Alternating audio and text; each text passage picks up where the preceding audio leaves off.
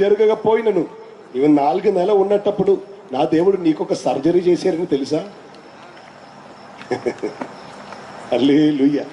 అదేనండి మనిషికి ఉన్నటువంటి ప్రత్యేకత. ఆమేన్. గర్భం లోపల ఉన్న అమ్నోటిక్ ఫ్లూయిడ్, రైట్? అమ్నియోటిక్ ఫ్లూయిడ్, దాని చలనం, ఆ మూమెంట్ను బట్టి ఈ కన్ను ఫ్యూజ్ అవుతుంది. అందుకొరకు దేవుడు ఏం చేశారు తెలుసా? మనకి ఇలా ఉండేది కాదు కన్ను, ఇది ఇక్కడ ఒక లిడ్ ఇలా కవర్ అయి ఉండేది.